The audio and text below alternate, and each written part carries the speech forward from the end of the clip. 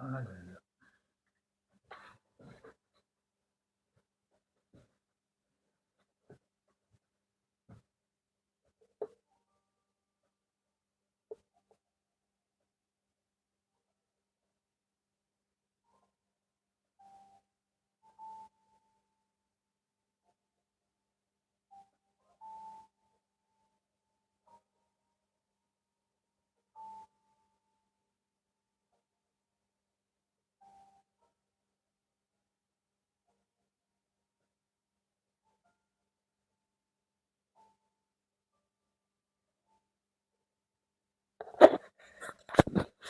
Bonsoir, bonsoir Naturel, bonsoir Haïfa. Bienvenue sur le live de ce soir. Bienvenue sur ce live après quelques longs jours d'absence. Bonsoir Manazila. J'espère que vous allez bien et j'espère que le week-end qui se profile sera un week-end reposant pour vous, mais aussi un week-end dans lequel vous ferez des choses qui seront importantes et que vous ne le verrez pas passer à la vitesse de la lumière.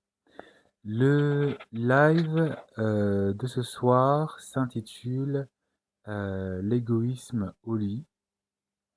J'avais envie de parler du cas qui a beaucoup dans le couple, qui a beaucoup dans beaucoup de couples, où en fait votre partenaire, homme, votre copain, votre mari, la personne avec qui vous avez une intimité, j'avais envie de parler du cas où lui se trouve en fait à avoir un comportement égoïste.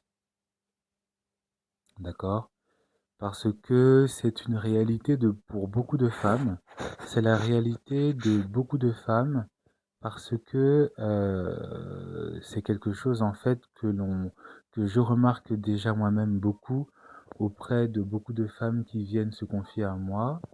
C'est quelque chose que je remarque aussi quand évidemment on aborde le sujet de l'intimité dans le couple, le cas où en fait le partenaire homme ou l'homme est égoïste au lit, le cas où l'homme ne pense pas à sa partenaire, le cas où l'homme est purement là juste pour penser à lui, mais il oublie en fait que l'intimité qu'il est en train de d'avoir, l'intimité qu'il est en train dont il est en train de bénéficier, il en bénéficie parce qu'il y a aussi une autre personne qui est consentante pour le partager avec lui. Et donc, il oublie que il ne doit pas juste se contenter de recevoir les faveurs de sa partenaire. Il ne doit pas se contenter de recevoir des gâteries. Il ne doit pas se contenter juste de penser juste à son plaisir. Il doit aussi penser au plaisir de sa partenaire. Il doit aussi penser au bien-être de sa partenaire. Il doit aussi penser à quelles sont ses nécessités, quels sont ses besoins. Et il doit aussi penser à son bien-être. Et si vous êtes un homme, vous avez au moins une fois été dans ce rôle. Vous avez été au moins une fois un homme qui était égoïste avec sa partenaire. Vous avez au moins une fois oublié, involontairement, mais aussi volontairement, de, euh, de penser à l'épanouissement intime de votre partenaire. Et on va voir en fait le cas où ça peut être un oubli qui est volontaire, mais aussi un oubli qui peut être involontaire. D'accord? Donc n'hésitez pas à tapoter, n'hésitez pas à partager ce live pour que cela puisse atteindre des personnes qui seraient potentiellement intéressées. Pourquoi est-ce que je parle que le fait d'avoir un partenaire qui est égoïste au lit peut être à la fois volontaire et involontaire? C'est tout simplement du point de vue déjà de l'éducation du partenaire, mais c'est aussi du point de vue de la curiosité du partenaire. D'accord? Prenez par exemple le cas où vous avez un partenaire qui est égoïste avec vous au lit, d'accord, de manière involontaire, d'accord. Le côté involontaire du partenaire vient du fait que votre partenaire, la plupart du temps, s'il est égoïste avec vous, c'est tout simplement parce que on ne l'a pas éduqué. Il ne sait pas, il ne connaît pas, d'accord, que en fait le plaisir, que en fait l'intimité au lit, c'est aussi un acte où on est à l'écoute de l'autre, où l'on se met à la place de l'autre et où on demande à l'autre en fait qu'est-ce qui lui ferait plaisir, où on est conscient de l'interaction qu'il y a, d'accord, dans l'intimité qu'il est censé partager avec vous. Vous partagez, d'accord, un moment, donc il doit aussi penser à vous. Et beaucoup d'hommes, en fait, s'ils sont égoïstes au lit, c'est parce que la plupart d'entre eux, en fait, n'ont pas reçu l'éducation, n'ont pas reçu aussi l'exemple qu'ils devaient aussi penser à votre plaisir. D'accord? La plupart de beaucoup de femmes se plaignent que leur partenaire est égoïste, mais la plupart d'entre elles aussi ne sont pas conscients que cet homme, il est, in- il est innocent, il n'est pas, en fait, il ne connaît pas, il ne sait pas, on ne lui a pas éduqué à penser aussi au plaisir de sa partenaire, à penser aussi à savoir comment est-ce que déjà, on va dire, une femme ressent, peut ressentir du plaisir, mais où aussi on ne lui a pas éduqué aussi à être curieux de savoir si aussi sa partenaire est réceptive à ce qui se passe. Parce que j'entends beaucoup de femmes qui viennent me dire que oui, mon partenaire, mon mari, mon copain, il fait les choses de manière mécanique. Mon mari, mon copain, il fait les choses de manière, voilà, sans trop réfléchir, sans trop penser. Il le fait de manière brute, il le fait de manière rapide, il le fait de manière mécanique. Et beaucoup de femmes aussi blâment les hommes, mais en fait, elles ignorent aussi que la plupart des hommes, s'ils se comportent comme ça, c'est parce que beaucoup, en fait, ne sont pas conscients, n'ont pas reçu une éducation par rapport à la manière avec laquelle ils devaient et ils pouvaient vivre leur intimité. Et c'est quelque chose que vous devez avoir en conscience. Je ne suis pas en train de vouloir euh, je ne suis pas en train de vouloir leur trouver des excuses, mais je suis en train de vous permettre de comprendre aussi le cheminement de pensée de votre partenaire pour vous permettre peut-être de vous rapprocher de lui et d'avoir la fameuse discussion de savoir est-ce que tu sais que le plaisir, ça se partage à deux? Est-ce que tu sais que moi aussi, il y a des choses que j'aime, il y a des choses que je n'aime pas, d'accord? Et je sais que c'est peut-être quelque chose qui peut vous mettre mal à l'aise, parce que ça n'est peut-être jamais facile de parler d'intimité, mais c'est quelque chose qui est forcément nécessaire si vous voulez en tout cas vous sortir de ce schéma où vous êtes frustré et où vous avez l'impression d'être toujours celle qui apporte à l'autre, qui donne à l'autre, qui apportait à votre partenaire, qui donnait à votre partenaire, mais vous, dans le sens inverse, vous ne recevez rien, vous ne profitez pas aussi comme vous aimeriez profiter. Et cela demande forcément de la maturité, cela demande aussi peut-être du courage, et cela demande aussi, comment dire, un désir de déjà paraître vulnérable par rapport à l'autre, parce que ça traduit aussi le fait qu'il y a une forme de vulnérabilité, non pas une vulnérabilité qui est faible, mais une vulnérabilité en fait où l'autre sera encore plus proche de vous et se sentira encore plus proche de vous. Et c'est quelque chose qui est vraiment important pour vous si vous voulez être vous sortir de ce schéma. Donc déjà, soyez consciente, parce que là je m'adresse aux femmes, mais voilà, mais soyez consciente que votre partenaire, si parfois il est égoïste avec vous, si parfois il ne pense pas à vous, si parfois il ne souhaite, il fait les choses peut-être de manière mécanique, c'est tout simplement parce qu'il ne sait pas, c'est parce que tout simplement on ne lui a pas on ne l'a pas éduqué. Et parfois, la petite éducation qu'il a eue, c'est l'éducation qu'il a reçue peut-être de son entourage. Et évidemment, la majorité de l'éducation moderne que la majorité d'hommes ont aujourd'hui, c'est une éducation qu'ils ont en regardant des films pour adultes. Et tout le monde sait que tous les films d'adultes, que les films pour adultes ne sont pas les maîtres dans la bonne manière d'enseigner l'intimité dans le couple, d'enseigner l'intimité, voilà, privée. D'accord? Il y a des clichés, il y a beaucoup de choses, etc. Mais ça n'est pas la bonne manière. Et comme la majorité des hommes s'éduquent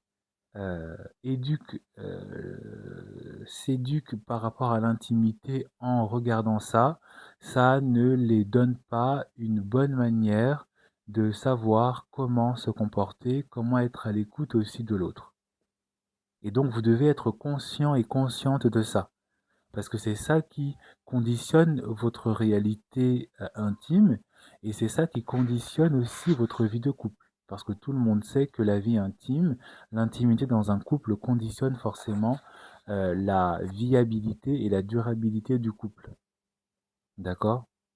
Donc la première chose que vous devez avoir en conscience, c'est que peut-être ce monsieur n'est pas conscient, il ne sait pas, ne sait pas comment vivre l'intimité avec vous parce qu'il le fait de manière trop machinale, parce qu'il le fait de manière trop rapide, parce qu'il le fait en pensant que le seul plaisir auquel il doit prêter attention, c'est le sien. D'accord?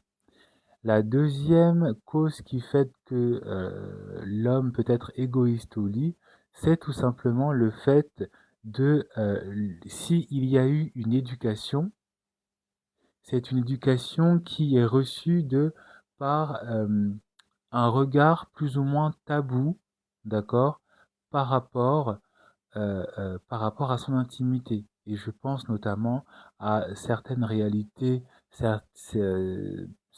aux mariages qui sont euh, vécus dans un couple religieux, d'accord, où effectivement l'intimité est un peu tabou.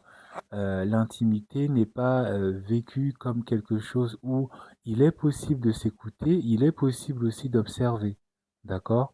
On, euh, on pense effectivement que ça ne doit être là que pour faire des enfants, que pour consommer une union, mais en fait, on oublie que c'est aussi une affaire de bien-être et de confiance en soi, mais aussi de confiance en l'autre. Et donc forcément, et donc forcément, si votre partenaire est égoïste au lit, c'est parce que il a reçu une éducation taboue dans lequel on lui disait tu fais ton affaire, tu fais ce que tu as à faire et puis voilà. La femme elle n'est là que pour recevoir et puis voilà. La femme elle tombera enceinte, tu te débrouilleras, tu sauras comment faire et puis voilà. L'union que tu vas avoir avec ta femme, l'union que tu vas avoir avec ta partenaire, c'est que pour faire des enfants et puis voilà. Et il n'y aura pas vraiment une éducation, il n'y aura pas vraiment une ouverture, euh, une ouverture honnête et sincère parce que comme c'est une éducation qui a été faite dans le cadre coutumier, dans le cadre spirituel, parfois dans le cadre religieux, dans le cadre de la tradition, des coutumes, de la religion, le fait de s'intéresser au fonctionnement, au dysfonctionnement de tout ça, ça fait que votre homme, la plupart de vos hommes aussi, s'ils sont égoïstes au lit, c'est par rapport à ça, c'est parce que euh, la petite éducation qu'on leur a donnée, elle n'a été orientée que sur une visée spirituelle, que sur une vision spirituelle, mais et religieuse. Mais il n'y a pas eu vraiment une éducation qui a été complète sur aussi ce qui doit marcher, ce qui peut marcher, mais aussi ce qui peut ne pas marcher et sur ce qui ne doit pas aussi marcher. D'accord? Je ne vais pas rentrer dans les détails parce que ce n'est pas la plateforme orientée pour ça, mais on a en tête, nous avons en tête, vous avez en tête beaucoup de situations où effectivement votre partenaire, homme, est égoïste au lit parce que il a reçu son éducation sexuelle de par la religion, de par la coutume, de par une pratique spirituelle, mais cette pratique spirituelle, elle n'est pas totale parce que l'intimité est vue comme tabou, l'intimité est vue comme étrange, l'intimité est vue comme quelque chose où on pense que on est tous en connaissance de tout ce qui marche et de tout ce qui ne marche pas, alors que de manière évidente, beaucoup d'entre nous, beaucoup d'entre vous et beaucoup de vos partenaires ne savent pas ce qui marche, ce qui ne marche pas, ce qui peut marcher et ce qui ne doit pas aussi marcher.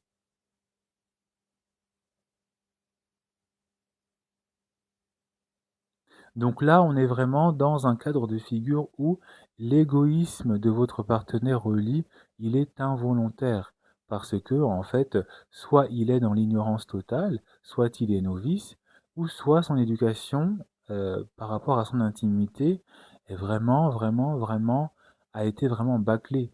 Et il suffit parfois de regarder la manière avec laquelle la sexualité, si je peux dire ça comme ça, était présentée jusqu'à il y a encore 40, 50, 60 ans, bah, imaginez les dégâts et le nombre de frustrations qu'il y a dû avoir au sein de mariage, au sein de couple, parce que l'homme n'était pas au courant, parce que la femme aussi n'était pas au courant, et parce que les deux n'étaient pas au courant, de par les mœurs, de par la coutume, de par la religion, mais aussi de par euh, euh, comment dire, le côté tabou, le côté frustrant, le côté honteux que l'on peut ressentir et avoir quand on s'intéresse au sujet, ou de la simple ignorance de monsieur et comme de madame.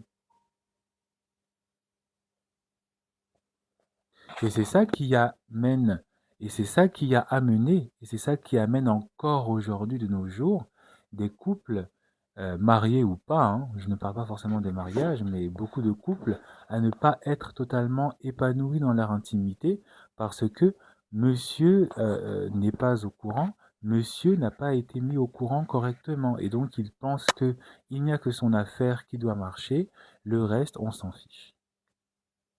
Si vous êtes devant un partenaire qui présente ce type de comportement, si vous êtes avec un partenaire où vous voyez qu'il y a de l'ignorance, vous voyez qu'il n'y a pas une connaissance aboutie de ce qu'il faut faire, d'accord?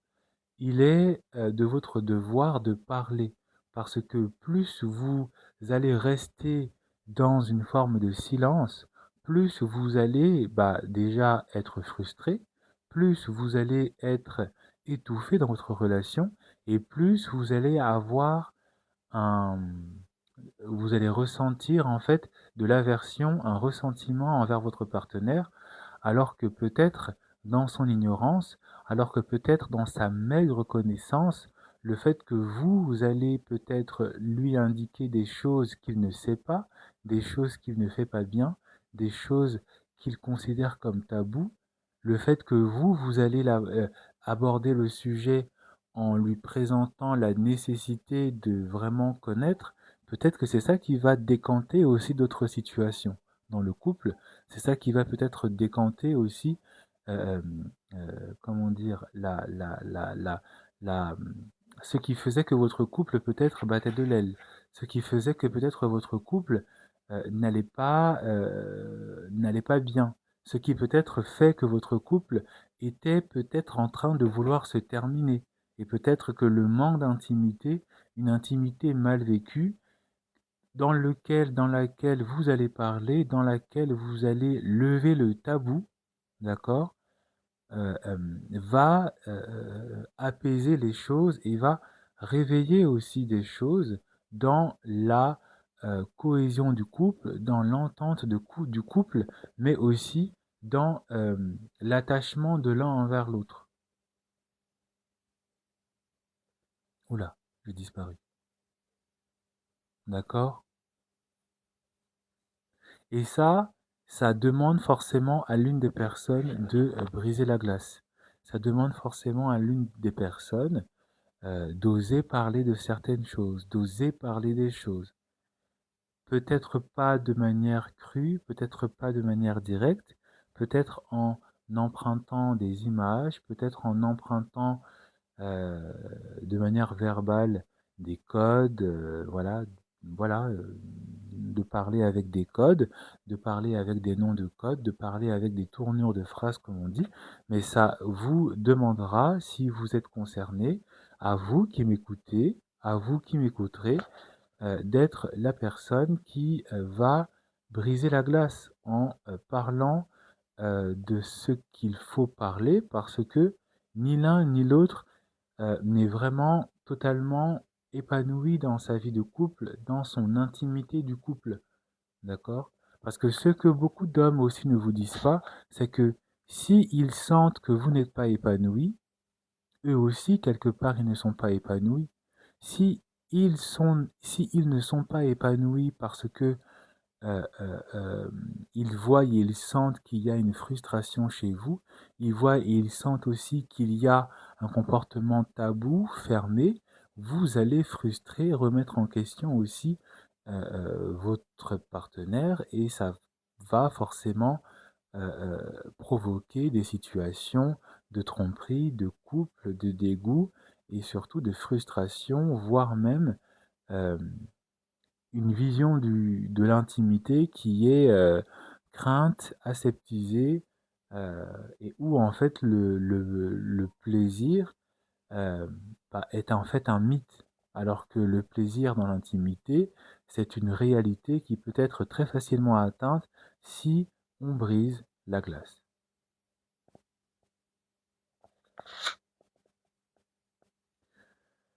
Le cas où l'homme est égoïste au lit quand il est volontairement égoïste. Parce que là, j'ai parlé des cas où l'homme ne l'est pas volontairement, où il est involontairement ignorant, où il est involontairement euh, voilà, incapable de savoir comment gérer les choses, si je peux dire les choses comme ça. Mais il y a aussi certains hommes qui sont volontairement égoïstes au lit.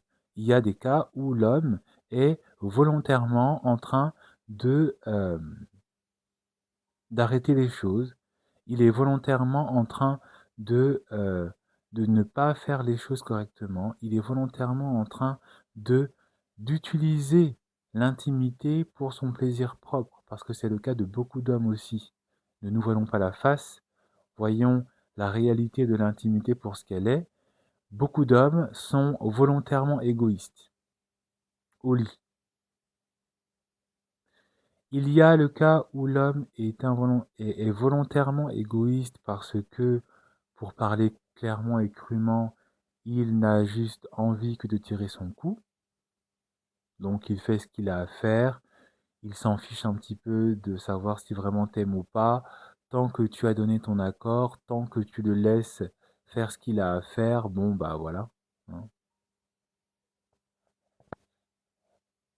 Mais il y a aussi des cas où l'homme est volontairement au lit parce qu'il utilise l'intimité déjà pour une satisfaction personnelle, mais il utilise aussi l'intimité, d'accord, pour euh, créer, pour créer en fait un, une relation avec une dynamique, une dynamique dépendante. Beaucoup de femmes ne sont pas épanouies dans leur intimité parce que l'homme utilise l'intimité pour créer une forme de dépendance, pour créer une forme de frustration, pour créer en fait une situation où la femme est dépendante de l'homme, soit parce que cet homme choisit certaines actions pour la rendre dépendante, euh, en bâclant les choses, en allant un peu vite, hein, en oubliant peut-être de faire certaines choses. C'est un moyen de rendre aussi dépendant. Ou en fait, l'homme aussi, il peut te rendre dépendant euh, en ne t'utilisant que comme je l'ai dit, hein, que comme son, que comme son objet de plaisir, il t'instrumentalise et en fait, toi, parce que tu seras formaté aussi par sa vision, parce que tu seras aussi dépendante de l'intimité qu'il va te permettre, tu vas du coup t'attacher en t'oubliant dans le fait que toi aussi, en tant que partenaire de cet homme, tu as aussi ton plaisir auquel tu dois penser. Tu as aussi ton intimité aussi à vivre comme tu aimerais aussi la vivre s'il est consentant et s'il a volontairement envie aussi de penser à toi. Or, beaucoup d'hommes créent une forme de dépendance psychologique en oubliant volontairement, d'accord, et en choisissant de ne pas écouter, en choisissant de ne pas s'exécuter dans l'intimité que vous partagez avec eux. Et c'est là où se trouve en fait la subtilité de la malignité, hein, dans l'égoïsme intime que partage un homme avec vous, parce que beaucoup de femmes tombent dans ce piège et beaucoup de femmes se retrouvent intimement liées à des hommes sans être vraiment intimement liées parce qu'elles se sont oubliées dans l'intimité qu'elles partageaient et elles pensent en fait que l'intimité qu'elles partagent est suffisant parce que leur partenaire est et se dit complètement satisfait, mais elles s'oublient dans ce qu'elles sont en train de partager, elles s'oublient dans ce qu'elles ont à demander aussi. D'accord? Parce que quand on partage quelque chose, c'est un partage. D'accord? Un partage, c'est un partage. Et quand je dis qu'un partage, c'est un partage, c'est que les deux parties doivent être pleinement satisfaites de ce qu'il se passe. Mais s'il n'y a qu'une seule partie qui se trouve pleinement satisfaite et que l'autre, bon bah voilà, bon bah tant pis, bon bah, ce n'est pas un partage. On est dans un service, on est dans une, on est dans un échange à bénéfice unique, mais on n'est pas dans un partage. On est dans un lien, on est dans un lien de service, mais on n'est pas dans un partage. Il ne faut pas oublier il ne faut pas oublier le sens des mots, il ne faut pas oublier la signification des mots, d'accord?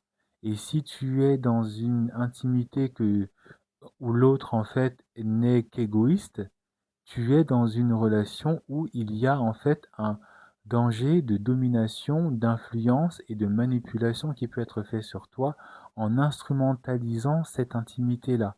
Et c'est dans ce cas que beaucoup de femmes se sont retrouvées enfermées, encerclées, d'accord, euh, dans des histoires, dans des relations cheloues, étranges, sombres, avec des partenaires qui étaient pleinement malins parce qu'ils savaient exactement ce qu'ils faisaient. Et donc, si tu es dans une intimité où l'autre est égoïste, d'accord, tu es donc euh, dans une relation où l'autre instrumentalise, t'instrumentalise, tu es dans une relation où l'autre a un ascendant sur toi.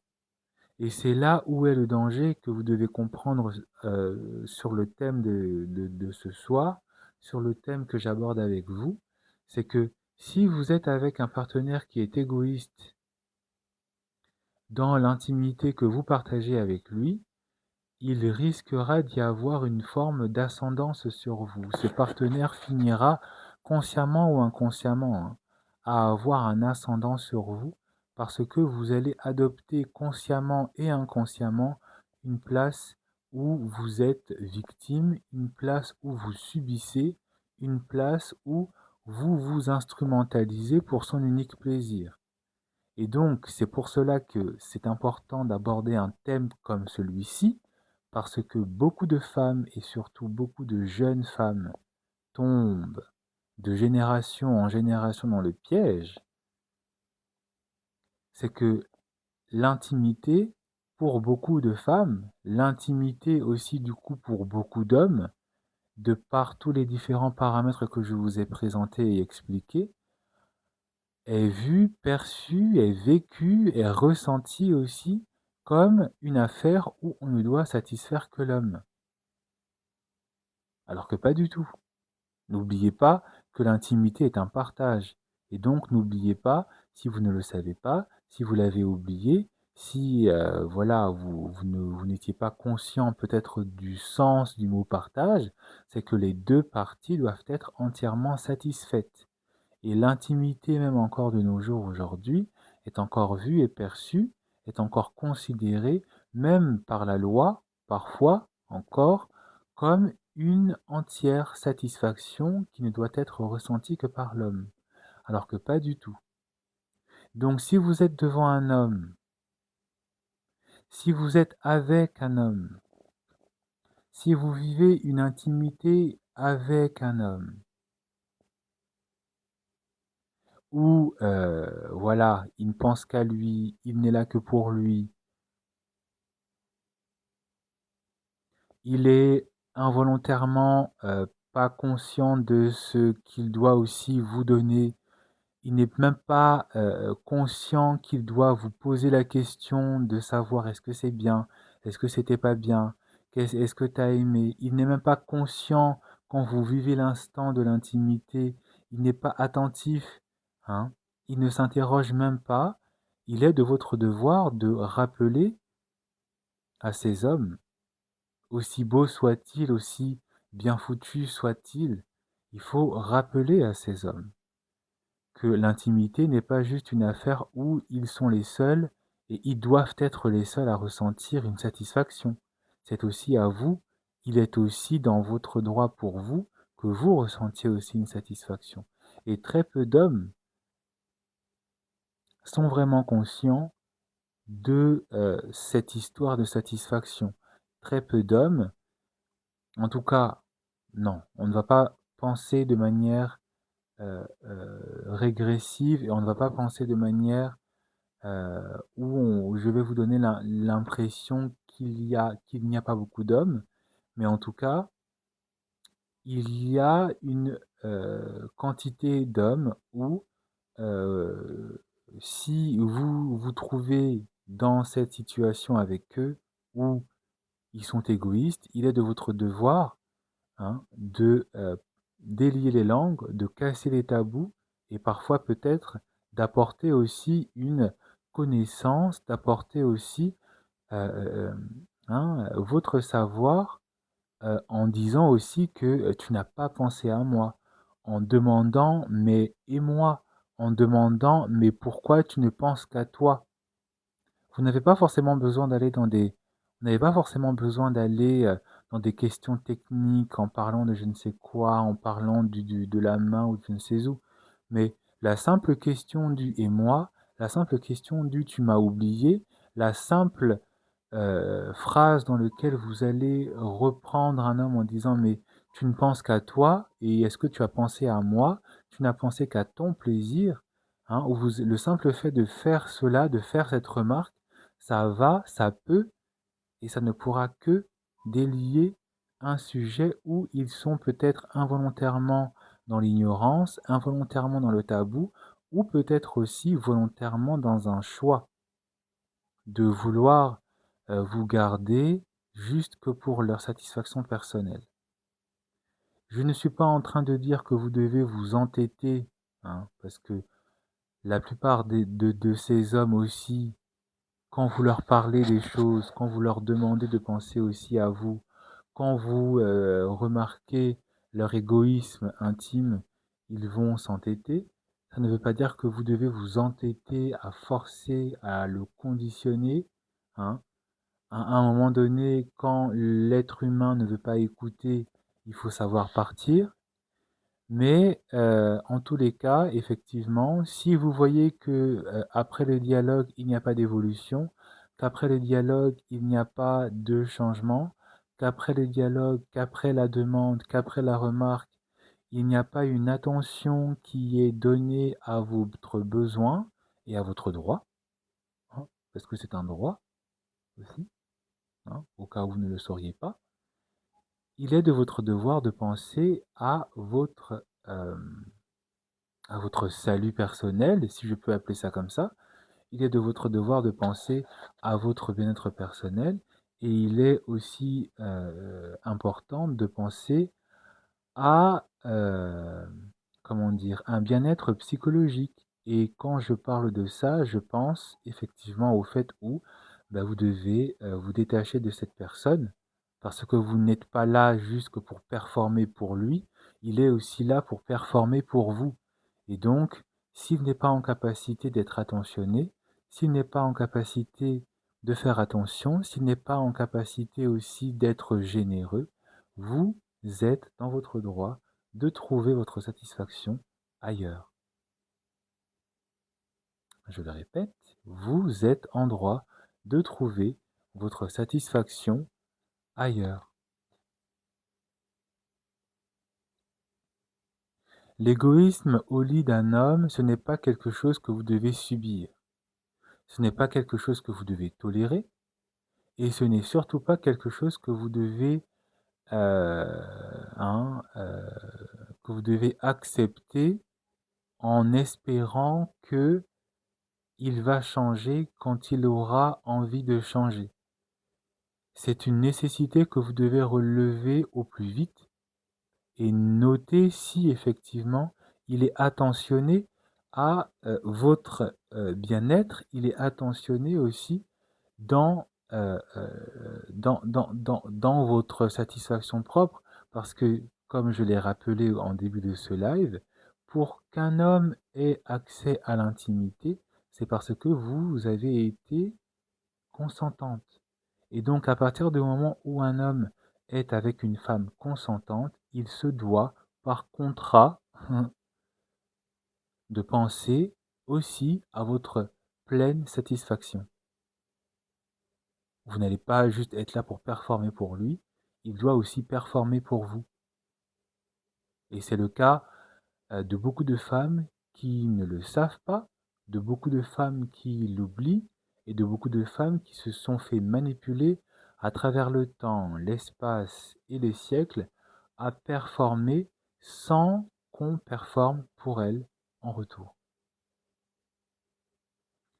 J'espère en tout cas que ce live vous aura permis d'y voir un peu plus clair par rapport au grand domaine et au grand chapitre de l'intimité.